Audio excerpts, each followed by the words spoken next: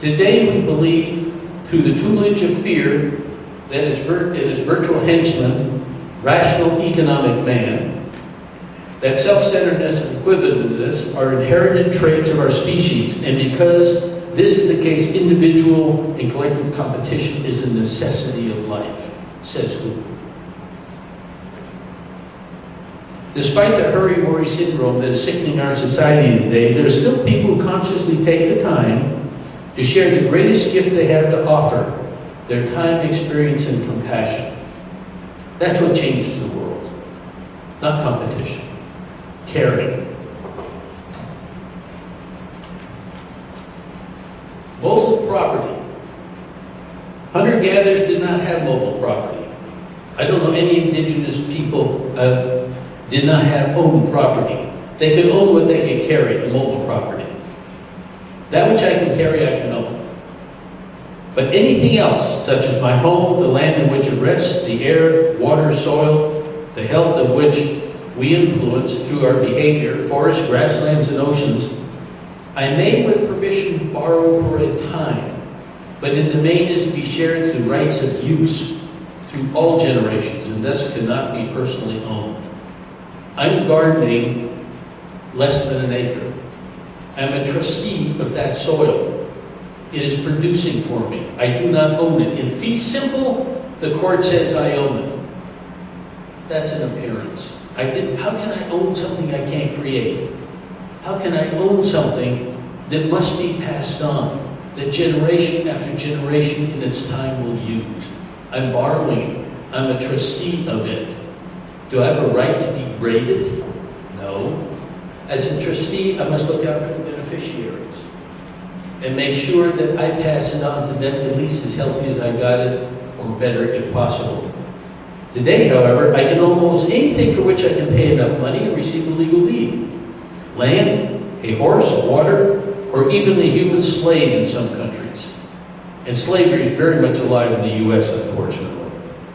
And in a Western industrialized world, ownership entitles me to the rights of private property, which I can use or abuse with virtual impunity, almost at will, despite the fact that future generations must, in their turn, use that same piece of land. Equality is simply a way of life, and therefore not an issue. Is there equality in the world today? No. Now, here's a paradox. There's no such thing as absolute equality. No two people are equal because of parentage, because of experience, because of structure. I mean, men and women are different. Men are different from men. We all have our own experiences. No two birds are alike. No two snowflakes. All the millions of snowflakes have ever been exactly alike. It's impossible. But what's equality? Equality is a human dimension that we can strive to perfect. Now, my wife and I have a simple way of doing this. We flip a coin. If we can't decide what movie we want to watch or where we want to go for a walk, one time I flip and she calls, next time she flips and I call.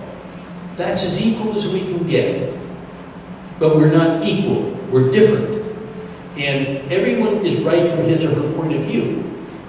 But there's no wrong in the world. Wrong is a religious nonsense. Murder is wrong in this country. But in Papua New Guinea, it used to be a religious practice. You had to have your kill before you got married. Were they wrong? No, they were right from their point of view. We were right from our point of view. If there's a ship, you all know what portholes are? This table is an island, and this ship is sinking. But there's a reef here. And we have to get to that island or we're all going to die. And the captain up here says, I don't see a way in. The first mate says, I don't see a way in. The purser says, I can't find a way in. The cook down the tail end says, I see a way. Now, unless the captain's willing to go down and look out of the cook's porthole, the ship will sink. We have to see the world from one another's point of view. We have to think of an insect. Insects have compound eyes made up of thousands of facets, and the facet is the little receptacle with a single nerve going to the brain. So an insect sees its world with hundreds or thousands of views all simultaneously. We can't do that. We see binocular vision, but only one point. So when we work with communities and we get their points of view, we're seeing the world like an insect. We're seeing ourselves reflected in many different perspectives, all correct from that point of view. The cook was correct, as was the captain, but those views were different. We've got to let go of this notion of wrong and begin to see the world as right, and different, and therefore honor all points of view, even if we don't agree with them. And it doesn't mean they're socially acceptable. It doesn't mean they're workable. It only means we have to honor the dignity of the person who sees the world that way. It's the best they can do.